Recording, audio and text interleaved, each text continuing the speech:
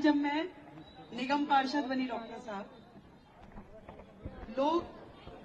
अपने लोग परिवार के कार्यकर्ता कहते थे भाई मेरे यहाँ लंच के लिए डिनर के लिए आओ, चाय पे आओ। मैं कहती थी भाई ज्यादा खाने वाने की वो मत करो, नहीं खाया जाता, मिल लेते इतना बहुत है। अब मैं बता रही हूँ, जिस दिन से मुख्यमंत्री बन रही हूँ किसी ने पानी के लिए भी नहीं पूछी, सिर्फ फोटो खिंचानी है। जिस कार्यक्रम में जाऊंगी इन्होंने भी नहीं पूछी कि आई है तू सुबह से थकी आ रही, पानी पिएगी, कुछ खाएगी ना, फोटो खिंचवा लो बस। तो तुम तो घर के लोग हो, तुम तो पूछ लो।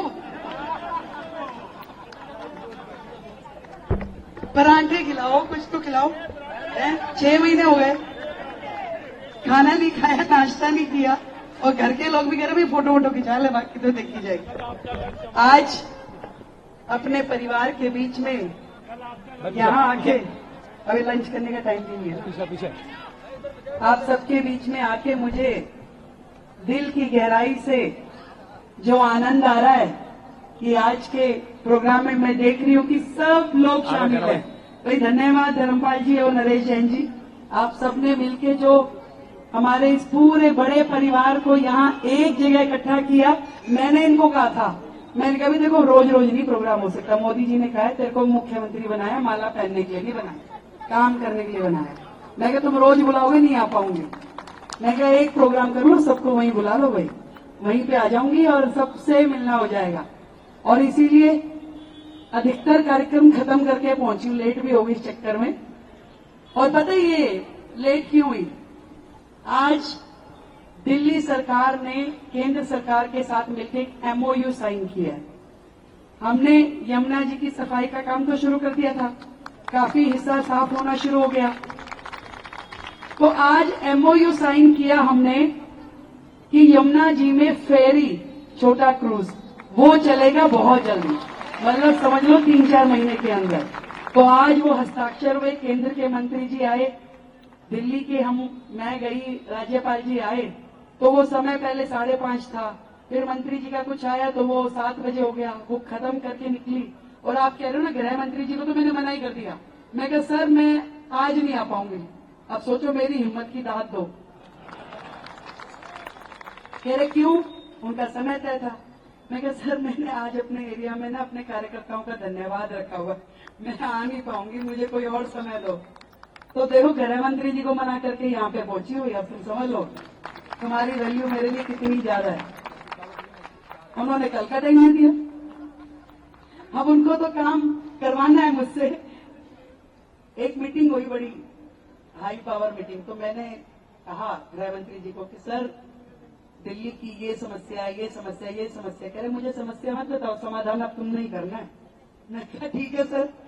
तो ये आप समझिए कि दिल्ली के इतिहास में अब एक नया अध्याय लिखा जाने वाला है, जहां डबल इंजन की सरकार जब काम करती है, जब मोदी जी का नेतृत्व होगा और दिल्ली सरकार एक मंच पे बैठ के, उस दिन सब हंस रहे थे, कह रहे देखो भाई आज केंद्र के गृह मंत्री और दिल्ली का मुख्यमंत्री इकट्ठे एक मंच पे बैठे हैं और दोनों मुस्कुरा रहे हैं। नहीं तो केजरीवाल जी तो खाली दिल्ली सरकार को, मोदी जी को, सारे सिस्टम को गलियाते ही रहते थे। अब वो सरकार आई है जो 27 साल बाद आई है, परंतु एक दूसरे पे दोषारोपण करने के लिए नहीं, सिर्फ काम करने। एक ही एजेंडा है, काम काम और काम। और इसीलिए मैंने तो भाई अपने जितना परिवार है ना, आज ही सुन लो भाई, अब रेखा खाली तुम्हारी नहीं है, पूरी दिल्ली की है। कहीं तुम सोचो भी हाँ भाई ये कह रही मेरी शादी में इसके उसके, भाई नहीं आ पाऊंगे ज्यादा, भाई वो मन से मत लगा ना। अब काम करने के लिए बनाया, तुम ही में तो ये भाभी कह रही बड़ा मजा आता है अभी तेरे को टीवी पे देख के। मैं कहा अच्छा काम कर रही हूँ इसलिए आता है ना। कह रही हाँ। तो मैंने कहा करने दोगी? कह रही हाँ करने दूंगी। तो मैं कहा ज्यादा निमंत्रण मत देना। फिर सबको बता दिया मैंने, कहीं तुम गुड़गावा की शादी का कार्ड दे दो मधु गोपाल जी, क्या आज ही आना बहन जी, आऊं नहीं कती भी, बता दिया मैंने। क्यों? 1 घंटा जान का 1 घंटा आन का, आधा घंटा 2.5 घंटे अगर मैंने दे दिए दिन में से। अब मनीष गुप्ता जी से पूछो जरा, वो रात को 12 बजे जब पहुंची, फिर 10 मिनट मेरे को भी दे दो, बात करनी है। मैं कहा टुमारो मॉर्निंग। ऐसी हालत चल रही है, आप बात कर रहे हो। एक ही मिशन है, एक ही ध्येय है। दिल्ली को ने जो आशाएं रखी है हमारी सरकार से, और मोदी जी ने जो विश्वास किया आपकी बहन पे उसे पूरा करना है। ये जो शालीमार बाग की धरती है, यहाँ से साहब सिंह वर्मा जी जैसे मुख्यमंत्री हुए, आज वो ऊपर से देख रहे होंगे, 15 तारीख को उनका जन्मदिन भी है। कितना खुश हो रहेंगे कि देखो शालीमार बाग को ही ये मौका दोबारा क्यों मिला 27 साल के बाद। तो जहां पे कहानी खत्म हुई थी ना, वहीं से कहानी शुरू करनी है, क्योंकि इन लोगों ने तो बीच में कुछ किया ही नहीं है। आज जो दिल्ली का कहानी है अब वहीं से शुरू होगी, और डबल गति से, डबल एनर्जी के साथ काम करना है और पूरी ईमानदारी के साथ। मैंने कईयों को बोल दिया, रोज सुबह 2-3 को डांट देती हूँ। अरे क्यों? मैं कहा भाई गलत काम बोलना मत, करूंगी नहीं, चाहे किसी की भी अप्रोच ले। सही काम करवा ले मेरे से जितने मर्जी। कोई भी आएगा यूं कान में फूंक मार के, नहीं मेरे कान दोनों खराब हो गए, क्या करूं। जिस दिन से मोदी जी ने ड्यूटी दी है ना, तेरे रेखा समझ लियो भाई। मैंने कहा ना, तेरे रिश्तेदार कहीं घने ज्यादा पीछे तो नहीं पड़ेंगे। मैंने कहा नहीं भाई, सबको पता है कि इतनी बड़ी जिम्मेदारी जो मिली है दिल्ली की, मेरे सारा परिवार जो ये है उनको पता है कि रेखा यदि ये जिम्मेदारी अपने कंधों पे उठा रही है तो आप सबका नाम रोशन करने के लिए उठा, और कोई भी ऐसा काम हमें करना नहीं है जिससे हमारे समाज की, दिल्ली की या मोदी जी की निगाह नीचे हो। इसलिए बहुत जिम्मेदारी का बोझ हमारे ऊपर है। एक एक काम, ना मैं अकेली नहीं, मंत्री मेरे, हमारी सरकार, हमारे पूरी टीम विधायकों की, 48 के 48, नरेंद्र मोदी 48 की टीम, एनएम 48 बोल रहे हैं हम, एक के 48 पीछे। तो ये एनएम 48 पूरा 24 घंटे काम करने में लगी है। सुबह यदि 8 बजे निकल गए तो समय का पता नहीं किस टाइम आएंगे। इसलिए क्रियाओं में तो मैं आ ही नहीं पा रही, मनीष जी को भेज रही हूँ, मैं कभी तुम ही चले जाओ। अभी आप बता रहे थे ना, वो हमारे रमेश कनौड़िया जी कह रहे मंदिर के पुजारी जी बोल रहे, मनीष जी की सुन लो। अभी मनीष जी गए एक जगह दर्शन करने के लिए, सुबह सुबह अर्ली मॉर्निंग वापस आए, मेरे से बात हुई, कह रहे गाड़ी भिजवा दूं? कह रहे नहीं मैं आ जाऊंगा। मैं कहा आ जाओ फिर। उनको गाड़ी तो उस टाइम दिखी नहीं, एक ऑटो पकड़ लिया, कह रहे कोई नहीं 15 मिनट का रास्ता। ऑटो में बैठ गए। ऑटो वाले ने पूछा कहाँ जाना है? कह रहे शालीमार बाग छोड़ दे। कह रहे वहीं से जहां से मुख्यमंत्री रेखा गुप्ता है? इन्होंने कहा हाँ। कह रहे पूरा रास्ता वो रेखा गुप्ता बोलता हुआ आ रहा था और मैं भी सुने जा रहा था। फिर जब घर के आगे रोकी उसने गाड़ी तो कह रहे सर आप इसी घर में जा रहे हो? कह रहे भाई इसी में जाना पड़ेगा, मैं यहीं रहता हूं। तो आप सोचिए कि पूरे देश को कितनी अपेक्षाएं हैं हमसे। आज पूरे देश के कोने कोने से बधाइयां मिल रही हैं। सुबह 7 बजे से घर के नीचे लोग मिलने के लिए आते हैं, और मैं ये सोचती हूँ कि देखो इनको कितनी उम्मीद है। मैं रोजाना वहां उनसे मिलती हूँ, अलग अलग तरह की समस्याएं लेके आते हैं, काम लेके आते हैं।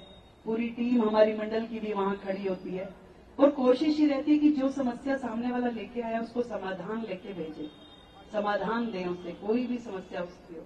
और ये जिम्मेवारी बहुत बड़ी है, पर इतनी कोशिश रहेगी ये कमल का फूल जो अब खिला है अगले 50 साल तक दिल्ली में खिला रहे। इतना काम करना है, अगले 50 साल तक कमल खिला रहे, इतनी मेहनत करनी है, इतना काम करना है। और इसमें मुझे आप सबका साथ चाहिए, सबका आशीर्वाद चाहिए, क्योंकि आप ही लोग तो मेरी ताकत हो, और आप नहीं तो मेरे संघर्ष के 30 साल मेरा साथ निभाया है। चाहे जीती चाहे हारी, मैं आप जिन संस्थाओं में जा रही हूं उनको बड़ी हैरानी होती है कि हमारे छोटे से कार्यक्रम में मुख्यमंत्री जी आ गए। मैं क्या देखो भाई, उस एक भी व्यक्ति को मैं नहीं भूलूंगी जिसने मेरे संघर्ष के समय में मेरा साथ दिया। वो संस्थाएं जो मुझे, मैं कुछ भी नहीं थी तो भी मेरा नाम कार्ड में छापती थी और मुझे बुलाती थी। आज मैं अगर मुख्यमंत्री बन गई और मैं नहीं आ पाऊं, कोई मजबूरी हो, शेड्यूल में टाइम ना हो, बात अलग है। अगर मेरे पास समय होगा तो मैं जरूर आऊं। पर फिर भी कह रही हूं कि काम, दिल्ली के काम करने, और उस काम में आप सबका साथ मिले, आशीर्वाद मिले। बहुत मेहनत करनी है, बहुत ढेर सारी। दिल्ली को ऐसे गड्ढे में छोड़ के गए हैं सामने वाले लोग कि उस गड्ढे में से निकालना बहुत बड़ा काम है, और उस काम को हम सब मिलकर करेंगे। आप सबको बधाई देती हूँ, सबने इतनी मेहनत करी। मैं तो कहती थी 100 ग्राम की कमी रह गई, 100 ग्राम की कमी रह गई, इस बार 50 किलो का बाट रख दिया भाई तुमने। अब मैंने थोड़ी ना कहता मैं तो मन विधायक बना दो, विधायक बना दो। क्या विधायक छोड़ो, ले भाई तुम मुख्यमंत्री बन। पर मुख्यमंत्री बना तो दिया, जिम्मेदारी फिर कह रही हूं बहुत बड़ी, और दिल्ली की आशाएं और अपेक्षाएं बहुत बड़ी है। सब लोग इतनी आशा भरी निगाहों से देखते हैं कि मैं क्या बताऊं। उनकी उम्मीदें देख करके मेरे अंदर एनर्जी चार्ज हो जाती कि भाई बैठना नहीं है, काम करना। लोग कहते हैं अभी कैसे चल रही हो, सुबह 6 बजे से लेकर रात को 1 बजे तक का तुम शेड्यूल कैसे बना रही हो? मैं कहा अभी तो जो सामने से एनर्जी आ रही है उसी से काम चला रही हूँ। अभी विटामिन बी डी तो सब गायब हो गया क्योंकि रोटी तो खा नहीं रही। दिन भर में एक चाय और ब्रेड की स्लाइस ही अंदर जाती है और कुछ मन नहीं करता खाने का। तो आप सबने आज इतना सुंदर आयोजन रखा और सबसे मिलने का मुझे मौका दिया। मैं वहां पीछे जाके खड़ी होंगी। यहाँ कार्यक्रम हमारे अनिल जी पूरी टीम के साथ सभी कवियों का धन्यवाद भाई। आजकल आपने पूरा दिल्ली में डंका बजा रखा है। हाँ, ये कहाँ, यहाँ से ये कार्यक्रम चलेगा, वहां से वो चलेगा। उठना नहीं है, खाना अपनी जगह चलेगा, ये कार्यक्रम अपनी जगह चलेगा और फोटो वाला कार्यक्रम अपनी जगह। एकदम से सब उठेंगे तो दिक्कत हो जाएगी। लो भी अनिल जी अब सुना दो अब आप।